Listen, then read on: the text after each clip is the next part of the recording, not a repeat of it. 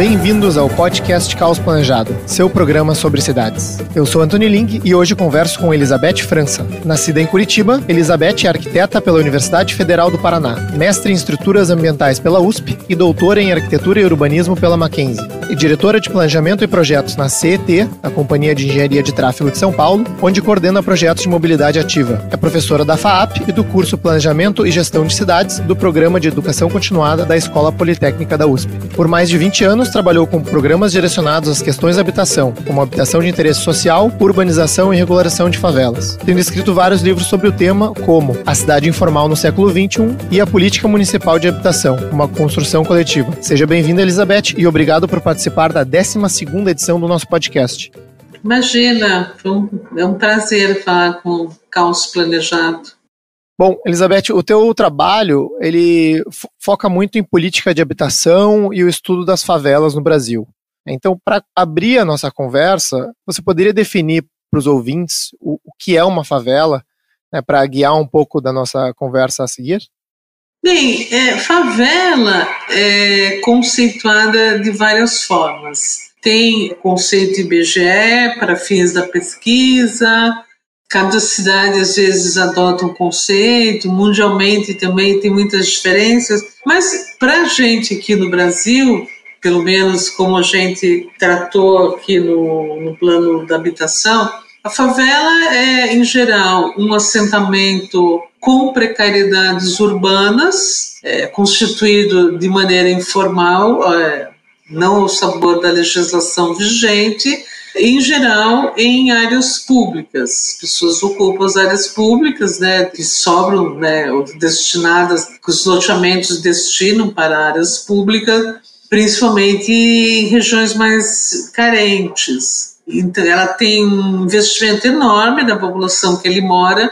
Em geral, a gente não observa essa realidade, né? Para construir uma casa numa favela custa caro. Isso é um esforço do morador, da comunidade, que faz uma série de investimentos e se constitui ali um núcleo, só que ela não está em conformidade e, portanto, ela não participa da cidade. Você não tem na planta genérica de valores as favelas desenhadas, e, portanto, não tem endereço, o carteiro não chega, a coleta de lixo dificilmente chega. Eu acho que esse é o conceito mais adequado para que a gente use no Brasil.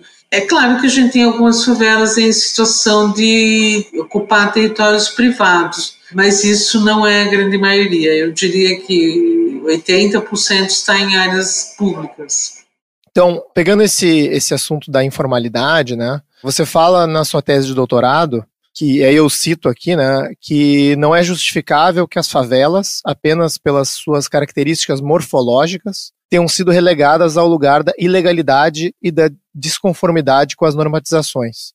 Então, o que eu entendi por isso é que as favelas, elas são ilegais pelo fato de serem precárias, digamos, né? E por que você diz que não seria justificável e como você vê essa situação? Bem, continuando, né, o debate nosso sobre o conceito de favelas, a situação, né, que hoje nós temos nas cidades brasileiras de ainda não reconhecer as favelas por conta delas terem surgido dessa forma não planejada. Os planos diretores nunca pensam nas favelas, né, não sei, de forma genérica, vamos colocar no plano de habitação e urbanizar, é que a gente tem essa realidade não explicável brasileira, de que elas não são consideradas parte da cidade. E isso é muito complicado no atual estágio urbano do país. A impressão que eu tenho, né, é que o nosso planejamento ele acaba separando entre uma cidade que é formal, que deve seguir as regras, né, e uma informal ou aí ilegal, né, que funciona, digamos, debaixo das leis, que seriam a situação das favelas, né? Sim. A impressão que eu tenho é que o planejamento ele até aumenta essa distância, digamos, né? Exato. Para reconhecer uma favela como parte da cidade ou de construir de acordo com o que é a cidade formal, né? Eu acho que a gente tem uma tradição de planejamento que vem desde os cursos de arquitetura e urbanismo, por todas as razões da nossa formação e da constituição da academia, né, dos currículos da academia relacionados à arquitetura, urbanismo e os urbanistas, que é da tradição modernista, que era toda planejada. Então, você tem lá o nosso paradigma modernista, que é Brasília, que o arquiteto ia lá e desenhava a rua ortogonal, etc. e tal. E isso é do nosso DNA, essa tradição modernista. E os planos diretores, eles meio que assumem essa tradição. Então, eu legislo ou para algo que foi teoricamente aprovado, como um loteamento, um parcelamento, onde as regras devem ser obedecidas, e eu legislo para um futuro que eu gostaria de ter na cidade, né? Os planos pensam assim: como é que eu quero a cidade do futuro?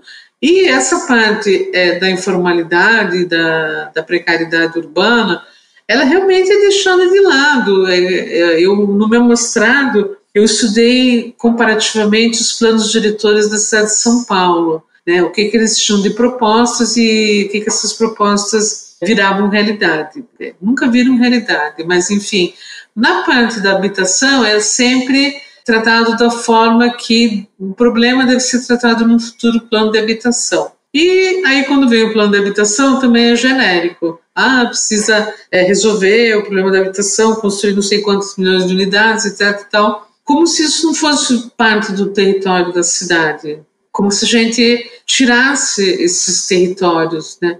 É muito recente essa coisa do IBGE e pesquisar e a gente estar pensando sobre o território. Eu acho isso assim, muito ruim, muito... Como se dissesse, essa parte da cidade não faz parte da cidade, eu não gosto dela, ela é feia, ela não segue os padrões que eu elaborei na minha cabeça da modernidade, né, de um urbanismo ortodoxo, onde você tem ruas e esquinas e etc. e tal. E, na realidade, a tradição do urbanismo, né, no que se tange à história do urbanismo, as cidades medievais, as cidades europeias antigas, todas são constituídas a partir de precariedade, né? Traçados irregulares, etc. E nós temos uma certa dificuldade de aceitar isso.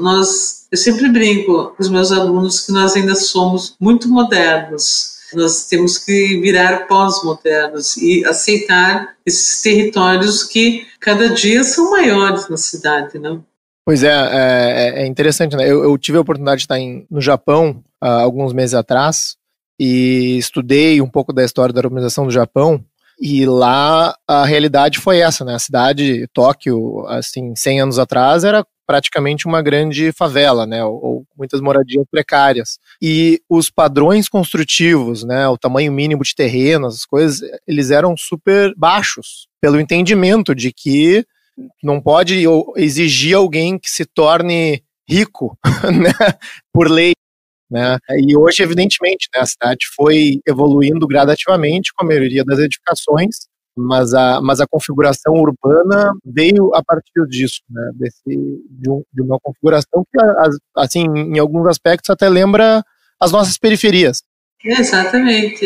E, Elizabeth, essa questão do planejamento modernista que você comentou, né, a impressão que eu tenho é que não apenas o planejamento acaba ignorando isso, mas inclusive exacerbando, né? Porque a legislação ela existe, né? Ela restringe, né, o desenvolvimento. Como é que tu vê essa relação também de causa como parte do problema? A gente tem como imagem ideal, né, constituída aí no nosso imaginário histórico, Brasília. Então, a gente gostaria que tudo fosse Brasília, né, um avião, etc. e tal. Enfim, mas me parece, né, que já estamos até atrasados, né, que a gente tem que mudar o padrão. Você tem algumas legislações hoje em dia que permitem que você urbanize favelas, né? Você institui as EIs, que são zonas especiais de interesse social, onde você pode flexibilizar os padrões urbanos, Mas me parece que enquanto não entrar no imaginário dos nossos governantes, que a favela não é um problema, ela é uma solução. A gente deve ter hoje cerca aí de uns 35 milhões de pessoas morando em favela no Brasil, apesar do censo falar um número bem mais baixo. E essas pessoas resolveram o problema habitacional delas. Elas não precisaram do governo, não precisaram de crédito, não precisaram de programas habitacionais. Imagina se o governo tivesse que resolver o problema dessa gente. Seria inalcançável a meta. Então, a gente deveria ter mais respeito com essas famílias, né, essas comunidades que se constituíram dessa forma, porque elas se constituíram sem apoio nenhum financeiro, isenção, etc. e tal. Tem precariedades, claro, né, principalmente na questão do saneamento básico, mas estão morando e melhorando cada dia mais suas casas. Então, é uma mudança de cultura. O Brasil tem que realmente aceitar a existência desse tipo de situação nas nossas cidades. Não, perfeito. Até vou complementar isso que você falou, que em um evento recente promovido pelo Esquina, você falou a seguinte frase, né, que 70% do parque construído é informal e que os moradores desses lugares não dão bola para essas discussões arquitetônicas que são parte, digamos, das discussões da cidade formal. E aí você complementa também que o impacto dos planos diretores na realidade é zero, que o plano legisla para 30% das pessoas. Isso eu achei super chocante, assim, pensando no teor das discussões que existe hoje em relação ao planejamento urbano. Eu tenho colegas que ficam muito bravos comigo quando eu digo isso, mas, por exemplo, primeiro que, como eu falei sobre o meu mestrado, se você for examinar, monitorar os resultados dos planos diretores, ele é próximo a zero, porque um negócio tem 300 artigos, nem 2 são cumpridos, as diretrizes ficam no ar, com pouquíssimo resultado. Nas áreas pobres, né, bairros mais precários, o plano diretor nem você vai perguntar, eu ouvi falar sem ouvir, qual a importância na sua vida? Zero, porque o plano não legisla para as áreas pobres da cidade. E pior é, como a gente já falou, né, não reconhece. E esse 70% que eu mencionei, ele não é meu, isso é um trabalho que a UFRJ lá no ProURB desenvolveu,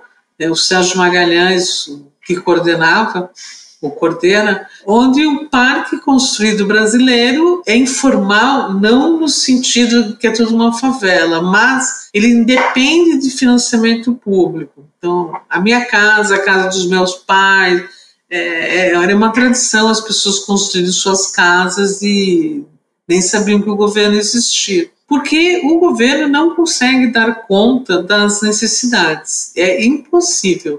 Se a gente comparar os números aí dos resultados dos programas e das necessidades, é muito, muito longe. Eu não sei porque a gente insiste ainda em acreditar nisso. E aí, por outro lado, você pega um bairro dito precário, uma favela em São Paulo. Vou pegar o caso que eu gosto muito, trabalhei muito lá, que é Paraisópolis, tem hoje 100 mil habitantes, e um bairro que tem um balé clássico, que venceu agora no festival lá de balé de Joinville, que é um festival internacional, vários prêmios. Então, o que tem de precariedade nisso, né? Num bairro que tem um balé clássico, uma orquestra sinfônica, 10 mil estabelecimentos comerciais. Isso não é um bairro precário, é um bairro onde não existe infraestrutura que o governo pôs em outros bairros. Se o governo for lá, pôr saneamento básico, tirar área de risco, a coisa está resolvida. Então, eu acho que esses conceitos aí, todos têm que ser revistos. É até um desrespeito para os cidadãos que moram nessa coisa chamada precária, né, que é a favela, porque a sociedade olha, né, com certo desrespeito, que o jornal publica, o assalto, o crime, droga, tudo acontece lá, né, como nos bairros considerados de classe média alta não tivesse nada disso. Então, cabe-nos, né, estar sempre atentos e em campanha para que a gente, oxalá, um dia consiga introduzir esses conceitos novos nas políticas públicas, né? A favela é um lugar de moradia e ela precisa ser melhorada. E eu acho que também não só na favela, né? Nas periferias ou áreas que eu costumo chamar de semi-formais, onde talvez o proprietário tenha um terreno, mas que ele construiu da maneira que ele achou e ocupou. Isso. A gente chama aqui de lanchamentos irregulares. Às vezes tem ali uma ferragem ou um boteco embaixo, a pessoa mora em cima, não seguiu recuo, né? E essas áreas, se for pensar assim em termos de vitalidade urbana, são às vezes muito melhores do que as áreas reguladas pelo plano. Elas são áreas mais pobres, mas são áreas com vida urbana muitas vezes, né? Sim, sem dúvida. Primeiro, no caso dos loteamentos, em que o cara compra um pedaço de terra irregular, esperando que já vai ser regularizado, ele constrói, vai melhorando, o próprio bairro vai melhorando e as pessoas vão criando suas redes sociais, suas atividades culturais. Hoje, se você comparar a cultura produzida num bairro classe média com a cultura produzida num bairro distante e precário, ganha 1.000-0. Tem variações de música, de teatro, gente produzindo cinema, tudo sem apoio de Lei Rouanet, sem nada, né? É um esforço sempre muito pessoal, muito das redes sociais. E a gente meio que, como poder público, ou como gestor, ou como elaborador de política pública, a gente sempre pensa assim, é um lugar distante. Eu brinco muito aqui em São Paulo que eu acho assim, esse termo, a periferia, e não existe isso, periferia. Pode ter uma coisa mais distante, de um ponto de vista sempre seu. Eu tô aqui, se eu tiver que ir para a cidade de Tiradentes, eu vou levar 1 hora. Mas se o cara da cidade de Tiradentes tiver que vir aqui para o centro, ele também vai demorar 1 hora. Pode ser que ele pense que periferia seja um centro. Então, a gente tem que mudar os conceitos e adentrar o século XXI, sem sombra de dúvida, né? Não há nenhuma dúvida sobre isso. Não, perfeito. Elizabeth, a tua tese, ela também critica a legislação de proteção aos mananciais da região metropolitana de São Paulo, né, que, de certa forma, congelaria grandes áreas que se tornam suscetíveis à ilegalidade, né? Eu vou citar alguns trechos aqui, onde você comenta que 50% da área da região metropolitana foi congelada, tendo que observar limites de uso e ocupação do solo extremamente rígidos, que impediam a implantação de novas atividades econômicas e até mesmo a implantação de empreendimentos habitacionais que atendessem à demanda reprimida dos municípios. E alguns ouvintes podem ouvir esse trecho e pensar assim, bom, áreas de preservação são importantes, né? Então a solução não seria fiscalizar mais, impedir que essas áreas sejam ocupadas, porque eu acho que esse é o pensamento comum que o cidadão que mora no centro tem. Como você responderia a isso? Qual seria o seu comentário? Então, o meu doutorado ele é feito em relação a uma área específica, que são os mananciais da zona sul da cidade de São Paulo. A gente tem uma condição aqui, a gente tem um manancial na zona norte, que é a Cantareira, onde, para preservar esse produtor de água, o Estado comprou toda a região do manancial. Então, é um parque, né, da Cantareira e ele é de propriedade do Estado. Na região sul, aconteceu uma coisa meio perversa. Baixou-se a lei, né, nos anos 90, essa área aqui é de preservação dos mananciais da Zona Sul, que são importantíssimos para a região metropolitana. E não se pode fazer mais nada, só pode ter chácaras de recreio. Ok, prazer. O morador, o proprietário lá de uma área, das várias áreas que existiam na região, grandes glebas, ele não tem mais nenhum interesse na minha área, não vou cuidar, não vou pôr segurança para cuidar de uma área de preservação. E aconteceu isso, as pessoas foram ocupando com favelas, com loteamentos irregulares, pessoas mal intencionadas começaram a vender pequenos terrenos e hoje vivem quase 2 milhões de pessoas na região. Então, a crítica em relação à legislação é que ela não ofereceu aos proprietários das terras nenhuma contrapartida ao dizer a sua área está congelada.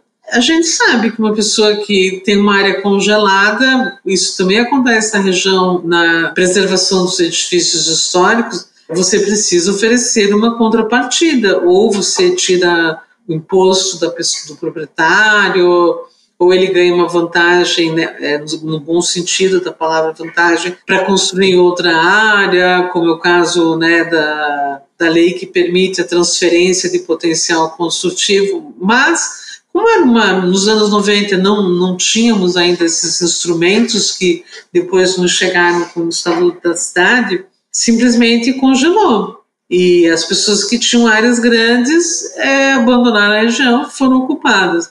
E a dimensão que tomou a ocupação, não há a menor condição de a gente tirar 1 milhão e meio de pessoas de um lugar e colocar em outro. Não existe. Houve muito debate na época do programa Guarapiranga, nos anos 90, que é um programa muito legal, paradigmático. As pessoas falam, não, tem que tirar todo mundo dos mananciais. Todo mundo é muito mundo. Onde que a gente vai construir as unidades? Sendo que a preservação dos mananciais ela pode ser feita não apenas com a não ocupação, mas com a retirada do esgoto da região. Então, hoje, existe lá vários milhões de investimentos onde você urbaniza as favelas e retira o esgoto da região. A legislação não permite sequer o tratamento, então você leva para o coletor leva para fora da área de proteção aos mananciais. E que nos parecia que essa era a forma de resolver o problema da poluição. Mas é longe de mim achar que não temos que preservar mananciais. Era apenas que a forma como a lei foi feita realmente deixou à mercê, né, da ocupação as áreas que lá existiam. E depois que são ocupadas, aí você tem que tratar do problema. É muito comum, né, na legislação urbana não observar os impactos econômicos que podem ser gerados a partir daquela legislação, né? E nos planos diretores, eu acho que isso também se repete. Você legisla sobre uma propriedade privada e não informa o privado, que ele vai sair com prejuízo, com a não possibilidade de ativar aquela propriedade dele, construir alguma coisa. Não é possível que isso funcione, né?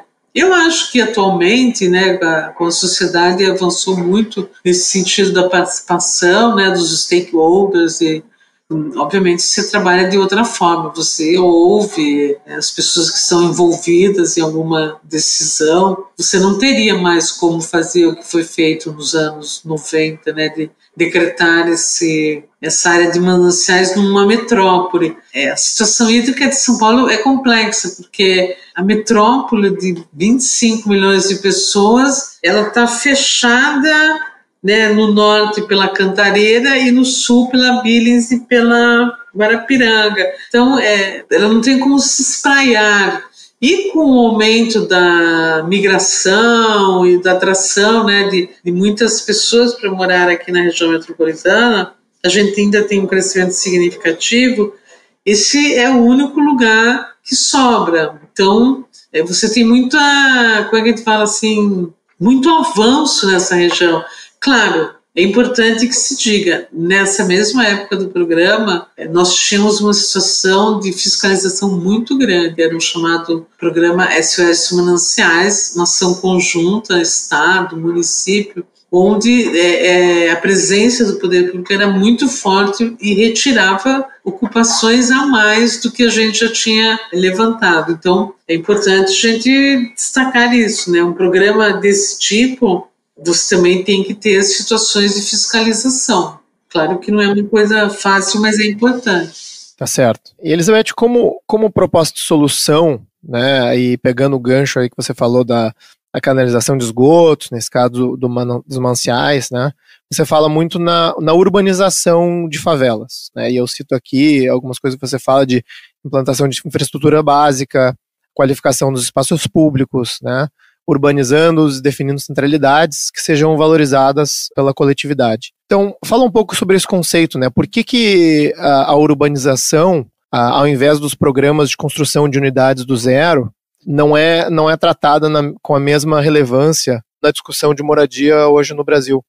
Bem, a urbanização, ela vem de uma tradição, de alguns estudos dos anos 80, 90, em que se considerava que não seria possível nos países pobres ou em desenvolvimento atender a toda a necessidade habitacional com novas construções. E, portanto, a urbanização era uma solução. Isso foi escrito, vários escritos, a exaustão, já reconhecendo uma realidade daqueles tempos.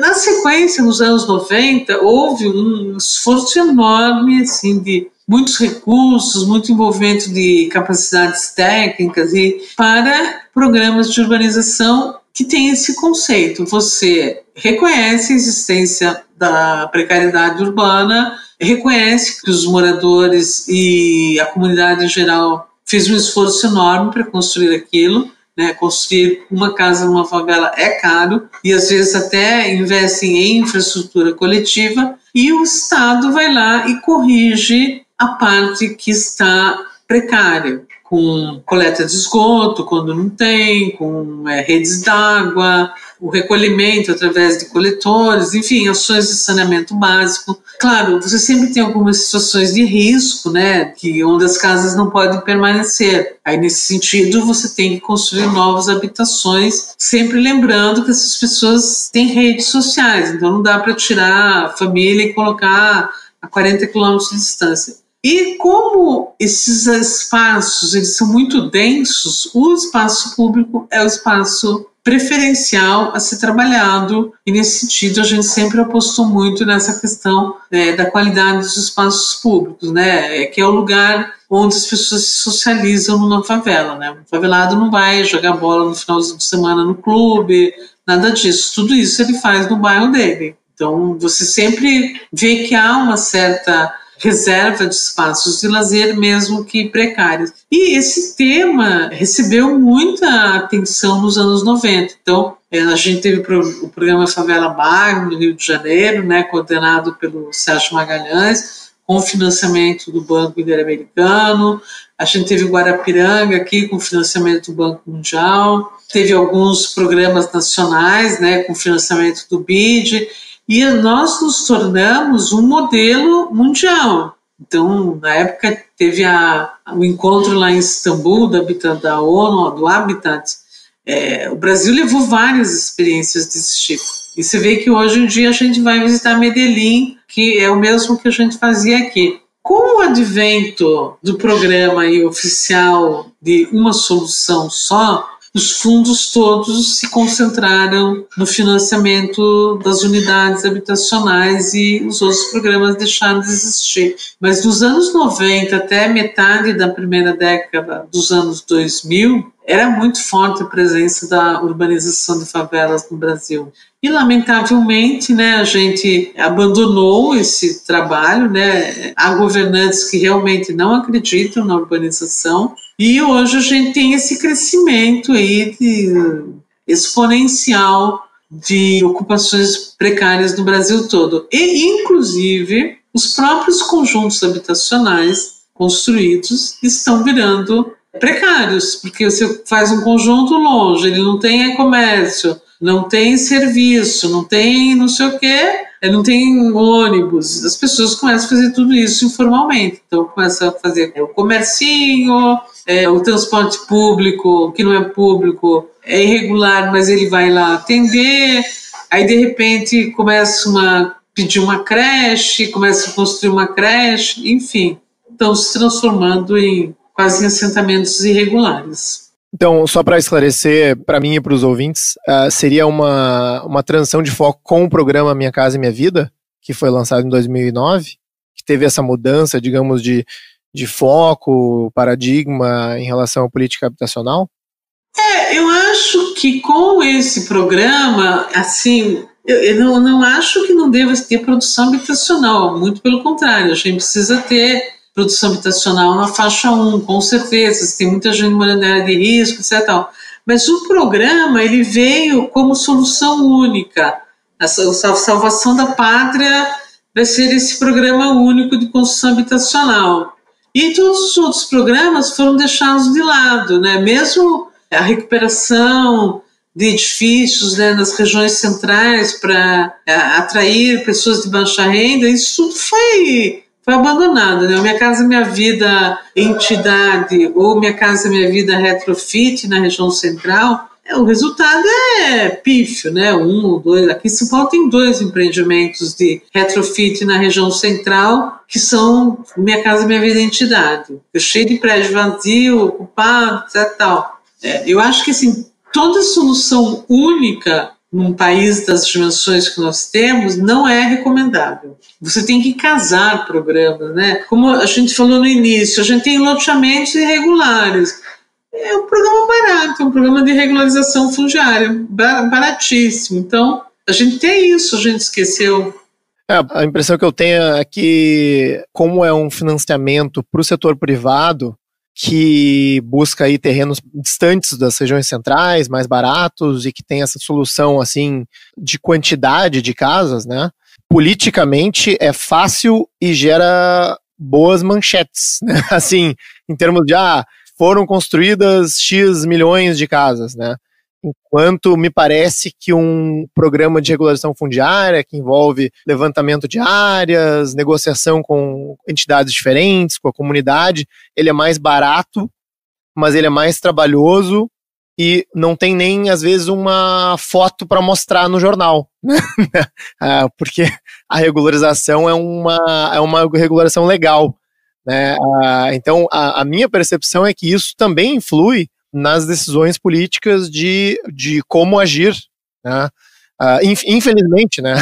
Pode ser, mas vamos combinar, uma política pública não pode ser pensada como algo para a gente sair no jornal, entregar a chave, né? Exatamente, essa é a crítica. É uma coisa que a gente não pensa, né? A relação violência urbana, precariedade urbana. A gente tem hoje no Brasil índices de violência urbana que são assustadores, né? O ano passado foram 60 mil mortes por violência urbana. Essa violência, ela atinge um público jovem, pobre e a maioria negro. E, obviamente, mora em bairro precário. Será que a gente não poderia pensar que se a gente investisse em programas de urbanização acompanhados de programas sociais, de culturais e outros, a gente não estaria talvez até maximizando os investimentos, né? Não precisava gastar tanto em segurança. Eu ontem ouvi essa entrevista na rádio, acho que é Joinville, sei lá, da Mônica, que ela é diretora do Balé de Paraisópolis, e ela falou exatamente isso. Quantos crimes estão sendo evitados em Paraisópolis com a existência do Balé de Paraisópolis na comunidade, né? Então, as meninas não engravidam jovem, elas vislumbram um futuro pela frente, elas são obrigadas para estar no balé a estudar, ter boas notas, se entusiasmam, é uma coisa emocionante. Acho que os governos poderiam pensar de forma mais integrada, né? Então a gente pensa, eu vou construir casa para habitação, eu vou botar o exército na rua para segurança, eu vou armar o cidadão. Eu não sei se isso vai resolver o problema ou se é o melhor caminho, né? Eu acho assim, é importante que a gente pense num bairro precário, onde uma criança de manhã, ao ir para a escola, tem que trocar o sapato porque ela pisou na terra e no esgoto, e para chegar na escola ela tem que trocar o sapato. Essa criança não vai competir com mais ninguém na sociedade. Ela é um brasileiro perdido. Tudo bem que a gente vê no jornal, um cara ganhou uma medalha de matemática não sei onde, mas milhões de caras não vão chegar na hora de estudar matemática, isso é comprovado. A gente está perdendo uma geração, né, de crianças e adolescentes que estão submetidos a essa precariedade e à presença da violência nos seus bairros, das drogas e outras coisas mais. Não, sem dúvida, né? Então, acho que a pergunta que fica é essa, né? Como que a gente muda esse paradigma, Como que a gente volta a buscar as soluções que funcionaram, né, nos anos 90, que você falou? Eu acho que os economistas têm que entrar em ação e fazer modelos mostrando quanto custa para a sociedade brasileira, quanto custa para os cofres públicos, o modelo que a gente adotou. Quanto a gente gasta com saúde, né, com problemas decorrentes da precariedade urbana, do aprendizado nas escolas, da vacância escolar, da segurança. Quanto a gente economizaria se a gente voltasse a trabalhar com a urbanização de favelas. Eu acho que no Brasil falta um pouco, temos essa questão de custo-benefício, né? Quanto é construir um conjunto a 40 quilômetros de distância, quanto ele custa para a cidade? Para o prefeito depois ir lá, tem que colocar infraestrutura e blá, blá, blá, blá, blá. Eu acho que os economistas têm que estar mais presentes fazendo essas simulações, né, mostrando para a sociedade esse tipo de coisa. A infraestrutura nesses empreendimentos distantes, ela acaba sendo ainda muito mais cara, né? Porque nos centros urbanos tem ganhos de escala com a infraestrutura existente. Uma urbanização de favelas custa 30% de valor de uma unidade nova. Olha só. 30, 40. Isso é por causa dessa densidade populacional que já está instalada? Né? Porque você só vai fazer infraestrutura e, claro, você vai precisar construir novas unidades para, no caso dos reassentamentos necessários. O governo também pode, né, financiar a iniciativa privada para fazer isso. Na mesma forma que você cria modelos de financiamento para habitação, né, com recursos do Fundo de Garantia e outros complementos, por que não fazer modelos, construir modelos onde a iniciativa privada também vai ter benefícios, vai ter recursos, uma série de outros fatores aí que atraem o setor privado para isso. É super possível, não vejo nenhum mistério nesse negócio. Claro, fazer uma urbanização é mais difícil do que fazer um conjunto habitacional a 40 quilômetros de distância da cidade, mas a gente também tem que chamar aí todos os setores, né, os chamados stakeholders, para darem sua colaboração, para que a gente construa uma sociedade minimamente mais equalizada, né? Acho que sociedades mais avançadas fazem isso o tempo todo. Concordo, né? E Elizabeth, agora nos aproximando já para o final, né? Você falou em trazer os economistas, né? E eu acho que a gente falou um pouco sobre analisar o impacto das legislações no território. E esse é um tema que a gente, no Caos Planejado, trata com certa recorrência, né? Essa intersecção assim, da arquitetura do urbanismo com a economia, né? Com outras áreas. E isso é algo que, pelo menos na minha formação profissional, como arquiteto urbanista, eu vi pouco. E, às vezes, me parece que também falta do debate sobre urbanismo nas nossas cidades, né? Qual que é a tua perspectiva em relação a isso e como o debate está acontecendo hoje? Eu brinco sempre, né? Eu sou professora na FAP, que o arquiteto, quando ouve falar em centro de custos, ele sai correndo.